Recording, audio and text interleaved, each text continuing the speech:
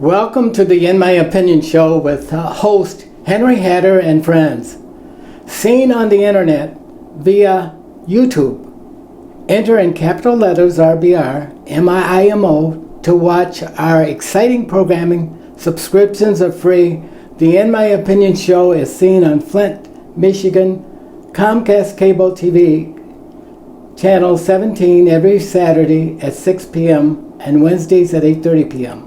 The In My Opinion show is also seen on Detroit, Michigan Comcast Cable Television Channel 68 every Sunday at 9 p.m. We want to welcome our worldwide viewers. We hope that you will enjoy our programming, that are newsworthy, educational, political, and entertaining.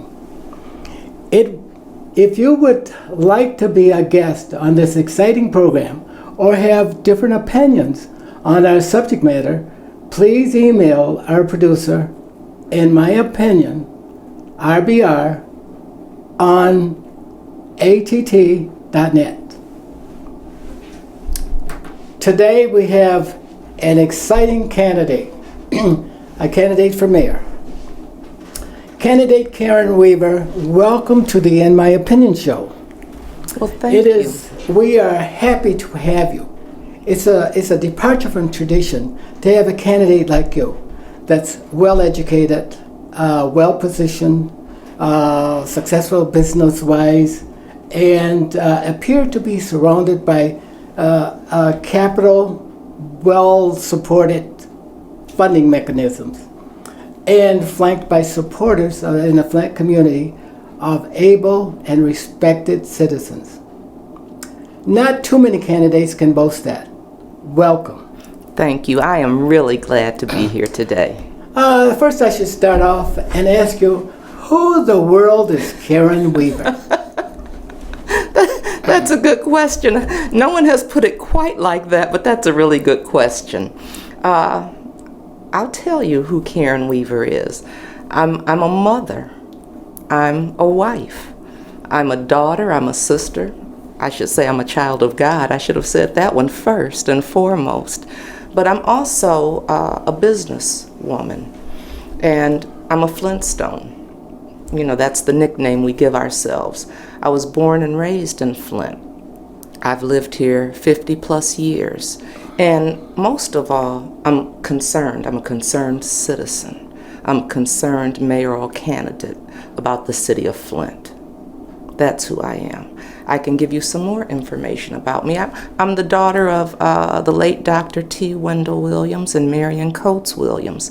I've been married to my childhood friend, Dr. Rex Weaver, for 28 years now, and we have 3 children. Congratulations. Thank you.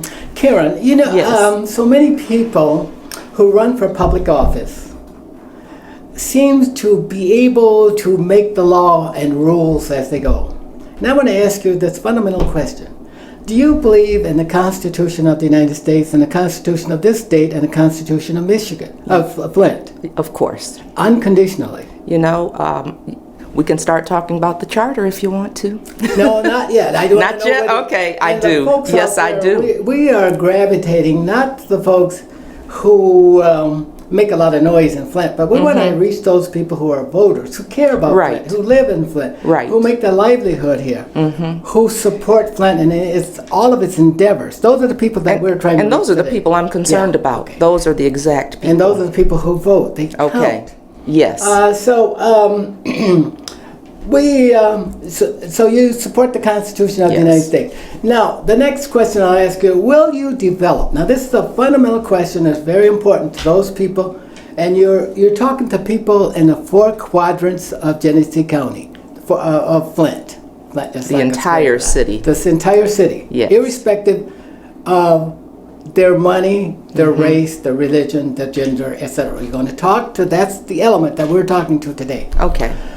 Will you develop and stand behind a strong police force, well-trained and highly disciplined, who yet believe that being a policeman is a noble and rewarding career?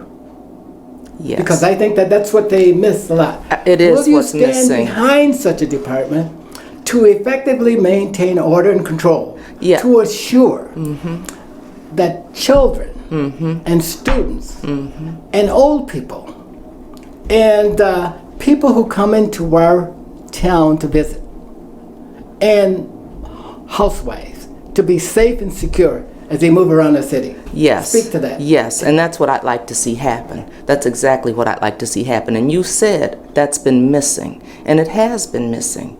And there are some things that we can do to help with that. Because public safety is a huge issue. That's one of the top priorities that would be in a Weaver administration, but it's one of the top concerns when I've been going around talking with people, or when you hear people give what's going on with them and why they're concerned about Flint and what needs to change. Public safety is one of the top issues, and we have to do something about public safety. There's some things that I would like to see happen with public safety. We used to do community policing, and we only do that in a small portion of the city now. That's something that needs to come back. We need more of our local police officers that need equipment. They need new equipment. There are grants available to get new equipment for police officers. We've talked about having body cameras and car microphones. Those are some of the things that we need to make it safe. There are other things that can go into that with public safety. Looking at working with consumers' powers. We need some of these trees cut down because you can't see. The lighting is poor in some of the neighborhoods. You don't feel safe when it's dark and you can't see. Okay, now we're only focusing on police department. That's right. That is one of the things around the country that puts most cities and urban communities into really dark situation. Correct. And that's where people want they want mayoral candidates to stand up, follow the Constitution, and implement rules that are already there for And you know what? That's what I was going to say, because there are ordinances that are already in place that need to be enforced. They need to be enforced. And those are just some of the things that when you're looking at some of those, they have to be enforced if we want to have a safe city. We need to do that. And you will be the key to that. No other person is responsible. When the people decide who their candidate becomes mayor, it rests on your shoulders to create an environment and an organization that will be a respected police department. Correct. That defends citizens against corrupt practices by individuals who would deny the law, and also to maintain their safety, particularly safety. Safety is very important. Safety is very important. It's important to housewives. Right. It's important to all of us. It really is. And it's important for us to be able to do some things to grow the city and bring it back. Yeah, we need to stand up to people who for too long have gotten away with it. Right. We need to stop that. We need to stop it. We need a strong mayor. Because we can't keep doing the same thing and expecting new results. You're absolutely right. We need to stop it. And I think that people who are looking at the show will be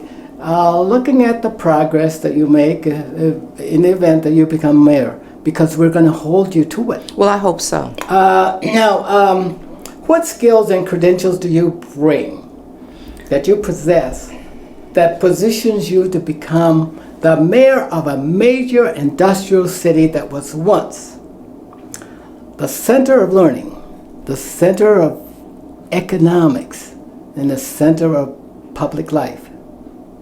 You're absolutely right, it was. The credentials that I have include, well, I got my bachelor's degree from Tougaloo College in psychology. I received my master's degree from Long Island University and my doctorate in clinical psychology from Michigan State University. I've been involved in different kinds of work along my career that have given me a unique set of skills. I started in private practice. That was one of the first things that I did. But from there, I went to Mott Children's Health Center. I was there for nearly 20 years. And the last 10 of those years, I was department head. I was director of behavioral services, and I was part of the management team. And being part of the management team, at that point in time, we had a net worth of approximately $200 million, but you had to be disciplined. You had to be fiscally responsible. So I had to know how to do those things. I had to know about budgeting. I had to know how to prioritize, how to delegate, and those are things you need to sit in that seat. I had to know how to partner and collaborate with other agencies and entities to bring things together to make things happen. Because sometimes you're not doing it alone. You've got to reach out and be able to work with other people, with other agencies, with other organizations. So those were some of the skills that I had. And even going to Inner Center for Children, I was the chief of operations there. So once again, I had to utilize those sets of skills and know about financing and budgeting and grants and handling staffing issues. Karen, I gotta move on, but we may come back to that. Okay. Because I got a question that pertains to that as well. Okay. We'll see that question, but a good response. Now, there are those, Karen, who would say that Flint, Michigan is on the bottom of the economic rung, despite of all of the money investments made by Mott Foundation, by the University of Michigan, by Baker College, by Kettering, and by other institutions, to reestablish a dominance that made this city once the envy of the world. And would you say that, and yet the attitudes, public attitudes are dismal. Yes. Schools are underperforming, unperforming. Crime is high, and civic pride is low. Are we really too low to prioritize anything that would make a difference in our generation or for the next decade of people that this is relevant to? Can we start something there? And where do you begin prioritizing if we're that low? Well, can we come out of this? Yes, we can come out of this. I do believe that. Otherwise, I wouldn't be running. I do believe that we need new leadership to be able to come out of it. But you're absolutely right. Things are at a low. But some things can be changed, and we have to prioritize. We've got to be strategic in our priorities as well. And those are things that haven't happened. But one of the basic things when you talked about civic pride, well, it seems that there's been a loss of hope, a loss of belief, and a loss of faith in leadership. And that's something that needs to be restored. So one thing you have to do is be open and honest with the people and tell them the truth. Even if it's bad news, we need to let them know the truth about the situation. But there's some things that we can do. And while we do have some black eyes, there's some things that are good about Flint, but we need to do some cleaning up of our own home. And you hit on one of them. It is public safety. We need to do something about public safety. We need clean and affordable water. We need neighborhood revitalization. We've been tearing down abandoned houses, but we need to rebuild.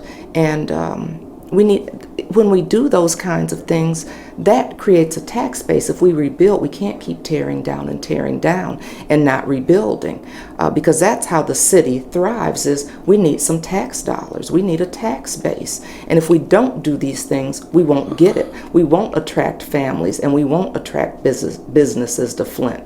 So not only do we have to look at water and public safety and neighborhood revitalization, you talked about it as far as the schools. When we put those things in place, that helps the schools. They all work together, and those are things that we have to start looking at.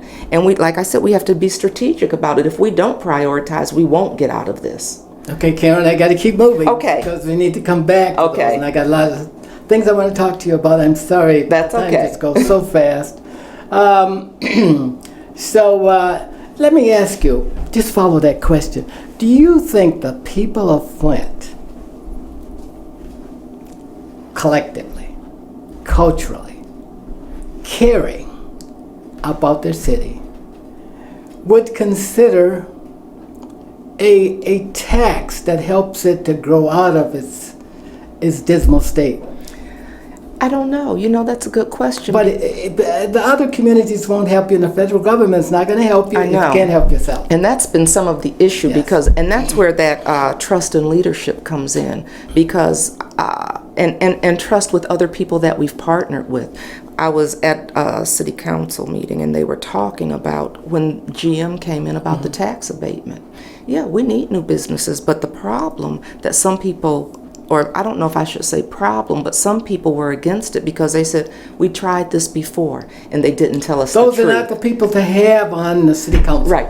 You need people with vision, These were with not leadership. only city council Yeah. people, these were also, some city council were for it, Yeah. but these were also some of the Business residents, leaders. because Sure, they just residents, thought that yeah. we've been lied to, we've been misled, You're we gonna be can't lied trust, to, but we have to, and so sometimes. that's, right, you are But you got to sometimes. look at what is right for the city, what's and going to the bring in people, revenue, what's going to support and what we cons- need to have Yeah, happen. and consider the conditions that you're in. Right. We can't get better by wallowing in our own body fluids. No, we can't. Yeah, we have to rise up. We have to rise Yeah. up, and that goes back to people have lost so much hope. Yes. It just seems like it's gone, and so we have to do some things and create some movement to get Yeah, them so- to rise up. And they're going to have to either consider some kind of a tax base to help themselves, like Right, we Frank do. Most and other independent. Right, we need a tax communities base, that exactly, will and we need to provide be for more all. small business friendly as Yes, well. yeah. We really need to look at that. You're right. You need to be very business friendly Mm-hmm. because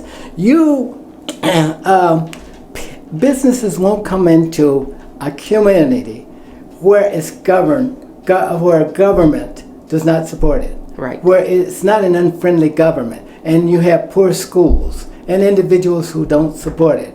And sometimes when leaders are making those deals with other communities, sometimes critics need to back off because they have more information. Right, that's true. And we're in a unique, temporary political situation, Yes. I believe. So we do have to do those things, but Yes. we cannot not prioritize. Yes. We can't. Okay, you Yeah. answered that really, really well. Okay. I don't know whether that was the last question or the question before, but you finally got around to doing it. Thank you. How will you create the framework to interest investors, engage new business development, and create the ambience? Create the ambience in the city of Flint that fosters a public appeal that will bring reality to your vision. Some of it is what I talked about before, and you alluded to what Flint used to be. We used to be one of the richest communities in the country. We used to have one of the best community school systems. People came from all over the United States to look at Flint and model and emulate what we had in place. But like I said, it goes back to some of those things we talked about as far as taking care, cleaning up your own house. And we need to do that because we do have some things that should attract businesses. I mean, if you look at businesses that need freight and shipping, we've got Bishop Airport, we've got 2 major railways, we've got 3 major expressways, we've got the colleges that you talked about, U of M, Kettering, Baker, Mott Community College. We've got the hospitals that are here, and we've got a lot of vacant property. We've got a lot of vacant property, so we have some things that should attract businesses. I'm going to shut you off there Okay. because there's a question that pertains to that that's coming. Sure. Now let me ask you a question here, and you don't necessarily have to answer it if you don't. What substantive parts of the plan being developed by the current mayor you would consider as worthwhile to bring the past into the future? Because I think the mayor has a strategic plan being developed now, and you must be familiar with that, or to some parts of it. And there are people who work for the mayor right now who believe in what they're doing, and we need those. I mean, you need those people on your side to build the momentum to carry this into a new onto a new platform should you become mayor. Correct. So have you considered any of the things that he's...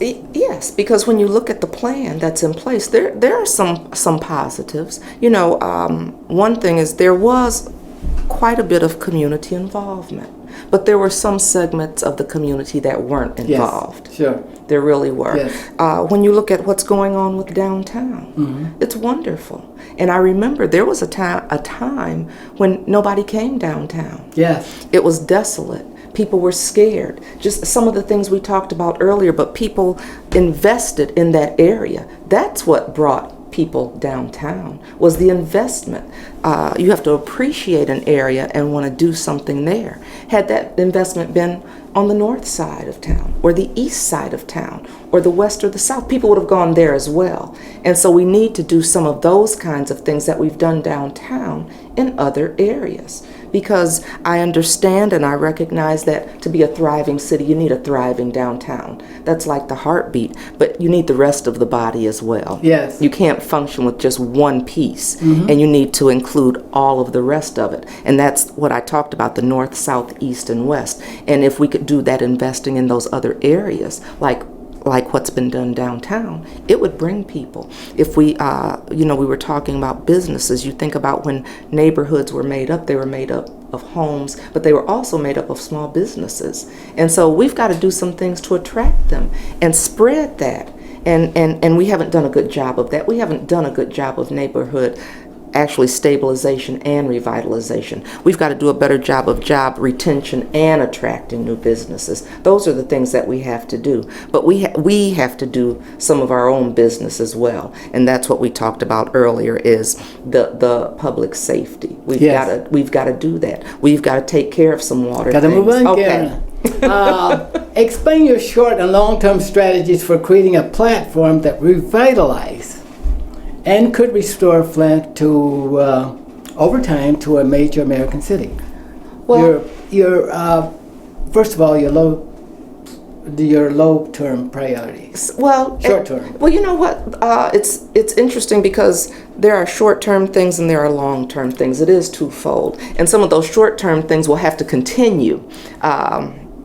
Make me think about when you're doing a work plan. Some have an end date, and some of them are continuous and ongoing. But short-term things are what we talked about, as far as some of it with public safety, getting grants that are available to get equipment, new equipment for police officers. We need that. Working with consumers' energy to trim those trees and make it safe and light in the neighborhoods.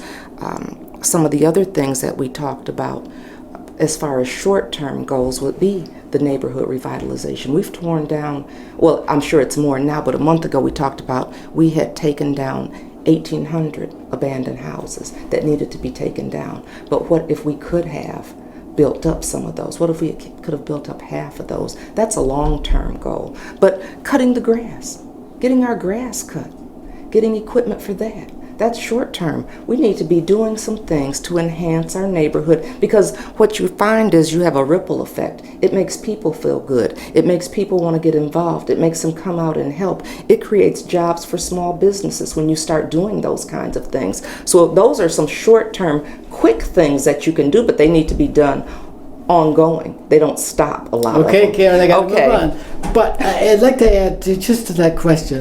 Now, there are folks who are concerned about one thing, the solvency of the city, the debt that you owe, $20 million. How do you retire that? What strategy you have? And the people out there are going to be listening to you as they are looking right in your eyes right now to hear what you're saying. These are the people that vote. These are the people that are important to the city, and electing the right person that puts the city of Flint on the right road to recovery. So what do we do about money? Is that the question? How do you retire the debt? Have you thought about that yet? Or have you got some ideas? Now that's a very thing maybe you need more thought on, because if you ask me that, I would have to think about it. And some of it you do, because it's hard to talk about some things when you don't see actually. Yes. Let me see what you have in place. Yes. And the other thing you need to know is what plan has been put in place that we need to be following right now. Right. That's one of the issues, and that's what I'd really like to see is, okay, what are we supposed to be following? But then sometimes you have to look at where you're spending money and change those priorities. Maybe we don't spend it over here, we do it over here. That's some of it. Karen, yes. Got to move on. Okay. A good response, because people will remember what you said. Okay. And they're going to hear. They may not remember all the things you said about anything else, but they'll remember the one about the debt. Okay. Okay.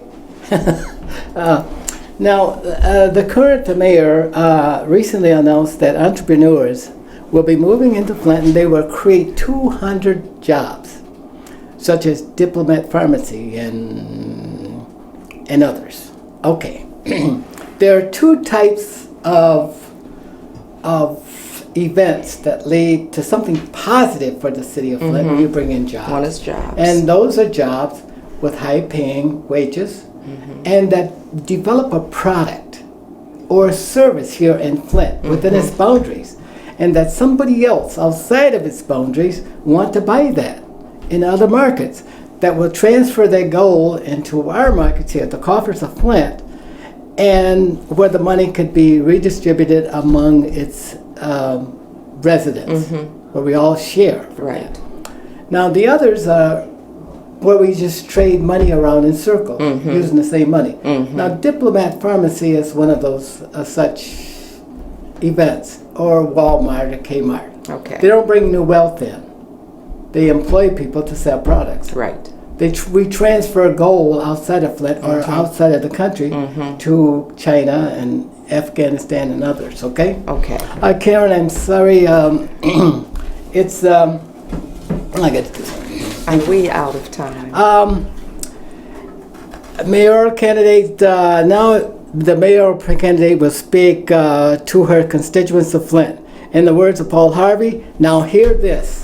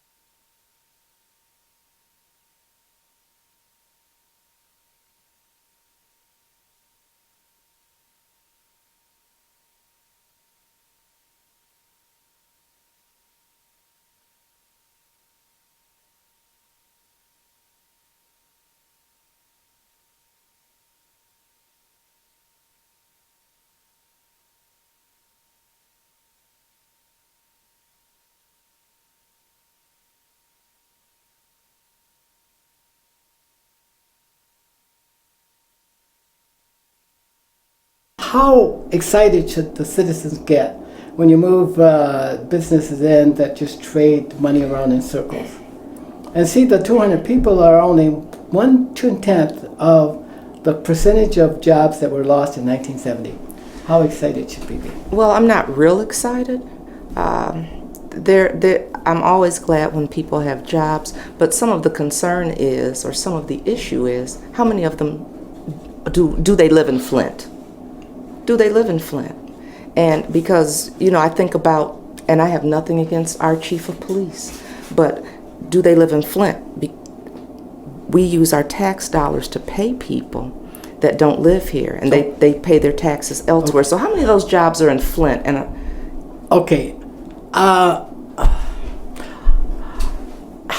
real quickly, in 10 seconds. yes, How will you bring together labor, Democrats, and Republicans together to work in the best interest of Flint? you know what? We're going to have to work together. We're going to have to put certain differences aside and look at what's best for the city. Have you got a quick inventory of all of the assets that could really put Flint back to working together again? Millions of dollars invested by General Motors and foundations and places and individuals. The tremendous dollars that are here that can be used. You want to use 10 seconds? Yeah, there are tremendous dollars here that can be used, and that's why I'm saying we've got to come to the table. We've got to come together. We cannot let these differences that have kept us apart continue. Gotta go. Okay. Now it's time to close the show. Karen Weaver, you've been a great candidate, you've been a great spokesperson, and we appreciate you. Thank now you. It's time for the In My Opinion show to close. For all of you out in TV land, stay focused.